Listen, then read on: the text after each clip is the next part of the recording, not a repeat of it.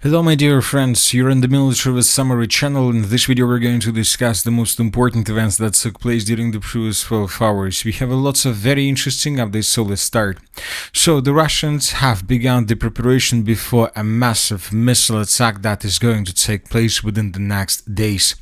During the previous 24 hours, both the Russians and the Ukrainians were attacking each other, and telling the truth, the previous attack carried out by Ukrainians was also one of the biggest. The Minister of Defense of the Russian Federation stated that between the 8 p.m. and 11 p.m. of the 4th of January of 2026, the Russians managed to destroy 41 drones that were launched deep inside of the territory of the Russian Federation. Also, the Russians emphasized that between 1 p.m. and 8 p.m. the Russians managed to bring down 253 drones of the armed forces of Ukraine, which means just during probably less than half a day, the Russians destroyed around 300 drones that were launched by Ukrainians. Furthermore, the Russians emphasized that over the past week, air defense forces have shot down more than 1,500 Ukrainian drones over Russian territory. So the Ukrainians, as you can see, are intensifying their attacks deep inside of the territory of the Russian Federation. And of course, the Russians would like to know where is the production of these drones. Anyway, the Russians, for the first time since the end of 2025, struck back. During the previous night, we received lots of reports and updates about attacks, and this map was published by pro-Ukrainian sources in the morning of the 5th of January of 2026, and here we can see the approximate routes of Russian attacks. As you can see, the Russians were mainly attacking the Kiev region, the Chernihiv region, and the Sumy region. So basically, the Russians were attacking the launching sites of the armed forces of Ukraine that Ukrainians used to launch drones deep inside of the territory of the Russian Federation. The Russians were using drones and the Russians were using missiles. More precisely, the Russians, according to information we have and according to media, were using hypersonic missiles. Later, pro-Ukrainian sources reported that during the previous nights, the Russians launched 174 targets, air vehicles, and 137 of them were brought down by the armed forces of Ukraine. So this is not the biggest attack, but this is the preparation. Most likely, the Russians during the next days will continue bombing and attacking the territory of Ukraine with missiles and drones with the purpose to soften Ukraine's air defense system, and then the Russians will launch their biggest attack ever. Furthermore, we received this very interesting video published by pro-Ukrainian sources, and here we can see the Geraint drone of the Russian production. And as you can see, according to this video, during the first seconds of this video, we can see that anti-aircraft equipment was installed on this drone. So this is anti-aircraft equipment, this is it, and Ukrainians are warning their, let's say, pilots and forces to be very careful when they try to bring down another Russian Geraint drone, because now the Russians have possibilities and capabilities to destroy Ukraine's helicopters or aircrafts that are trying to destroy Russia's drones that are flying above the territory of Ukraine. So as you can see, the Russians continue improving their Geraint drones, and this is a very interesting situation. Now Ukrainians will be probably more careful with their air defense work and with use of their helicopters and aircrafts, which means that the Russians will be able to hit more targets. So this is the situation. We are waiting for additional updates. We believe in coming days we will receive some. Now let's discuss the situation in Ukraine. According to information we have, this information was confirmed by several independent sources. Ukrainian journalist, for example, Stanislav Rachinsky, who previously worked in the SBU press service, reported that SBU head Vasily Malyuk has submitted a letter of resignation. Furthermore, according to unconfirmed reports, the head of the security service of Ukraine, Vasily Malyuk, has been dismissed from his post. Malyuk was personally responsible for carrying out sabotage and different types of attacks on the territory of Russia. So telling the truth, it was unexpected. Telling the truth, I'm not even sure what exactly Vasily Malyuk is going to do, but once again, his dismissal, first of all, is connected with the situation that he failed his mission to control the anti-corruption agencies through Ukraine. That was his mission, to control them and to provide Zelensky and his inner circle about the current state status of this or that investigation. But as we know, as we understand, and according to media, he failed this mission, so that is why Zelensky decided to dismiss him. Now let's discuss the situation on the ground. During the previous 12 hours, we received lots of updates, and first let's talk about the Zaporozhye direction where the Russians continue their offensive operation. During the previous 12 hours, several pro-Russian sources stated that as a result of clashes, the armed forces of the Russian Federation managed to improve their positions, as you can see, according to the changes, significantly in the direction of the settlement by the name of Novoyakovlivka. So these are the changes on the ground between the dates. This is the end of the 4th of January, and this is the beginning of 5th of January. So according to this update, the Russians managed to establish complete control over this biggest dense network of the fortifications. And according to these geolocations that were also published this morning, we can say that Russians currently are concentrated and focused to take these 3 lines also under complete control and to get as close as possible to the settlement of Novoboykovska. So the Russians are advancing in this area, and the Russians continue moving further in the eastern direction towards the city by the name of Orekhov. As for the eastern Zaporozhye direction, during the previous 12 hours, according to pro-Ukrainian sources, the Russians were bombing and attacking the city of Turnovata significantly.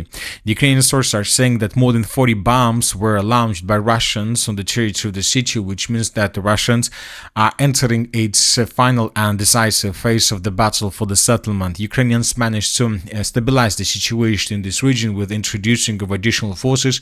The Russians were forced to stop their offensive operation due to these activities from the Ukrainian side, but the Russians finished regrouping, the weather most likely became better, and now the Russians relaunched their offensive operation. The clashes in this area are about to renew.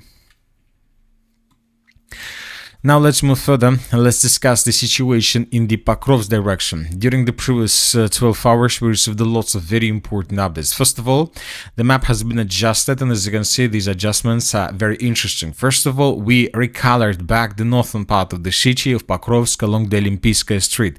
So these are the changes on the ground between the dates according to different mappers. So this information was provided by neutral mappers.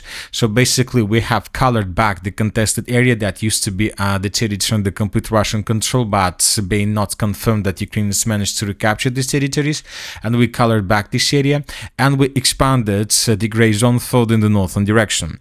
As for the pro-Ukrainian sources, they still show all these territories as a gray zone, but despite the fact that there is still a very huge zone according to pro-Ukrainian sources, they also shortened this gray zone in Russian favor. During the previous 12 hours, pro-Ukrainian sources added additional territories in the northwestern part of the city of Mirnograd and the complete control of the armed forces of the Russian Federation. The Russians continue advancing through the fields to the north of the Olympiyskaya Street in the direction of the settlements of Shevchenka and this industrial complex. This is the landfill of Zaporozhskaya mine. So the Russians are advancing in this direction with the purpose to force the Ukrainians to fall back from this area.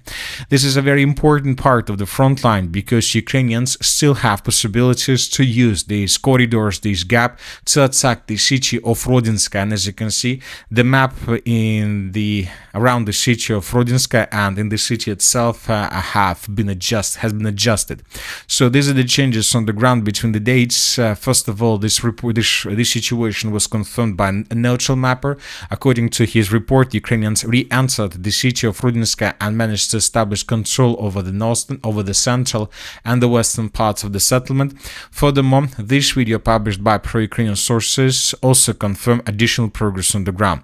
So this video was published this morning or yesterday in the evening, and here we can see dozens of Ukraine's flags that were raised through the central part of the settlement of Rodinska.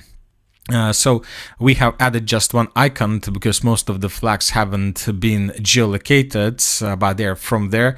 We have some sources that provided some approximate coordinates. We are waiting for additional information, and then we will add additional flags in the central part. Anyway, we have a report and we have a confirmation, and we have a winter video during the winter period of time, not during autumn period of time, that Ukrainians re-entered the settlement of Rodinska and now they are trying to dig in deeper.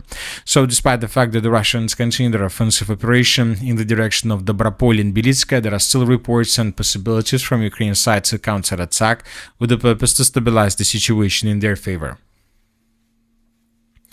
Now let's move further and let's discuss the situation in the Slaviansk direction, where the Russians intensify their offensive operation. During the previous 12 hours, small changes on the ground were recorded around the settlement of Sveta-Pokrovska. So these are the changes on the ground between the dates. This is the end of the 3rd of January, this is the end of the 4th of January, and this is the beginning of 5th of January.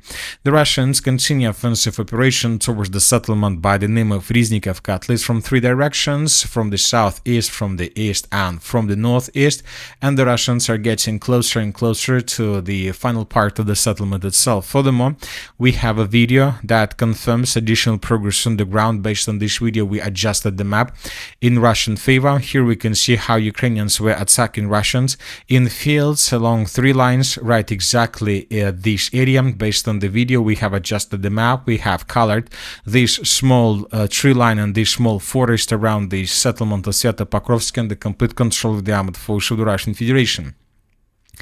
Furthermore, don't forget that the Russians are advancing along MO3 roads during the previous night. Also, additional changes on the ground were recorded and different mappers reported about additional progress. At the same time, we continue receiving reports about clashes along the Seversky Donets River. Pro-Ukrainian sources are saying that logistics is dying on the Limansky direction, crossing are destroyed by caps, and their restoration is almost impossible due to a constant work of strike wings. The number of Russia's drones and wings is incredible. Transport has almost no chance of movement, and infantry is forced to move on foot. So that was stated by pro-Ukrainian sources, and according to information we have currently, the main clashes are taking place on the line between Liman, Dibrova, and the settlement by the name of Ozerna. So these are the changes on the ground. According to pro-neutral mappers, armed forces of Ukraine counter-attacked in the area of Dibrova and restored control over the southern part. Furthermore, the Russians continue offensive operation around the village of Ozerna, and the Russians are about to establish complete control over this territory.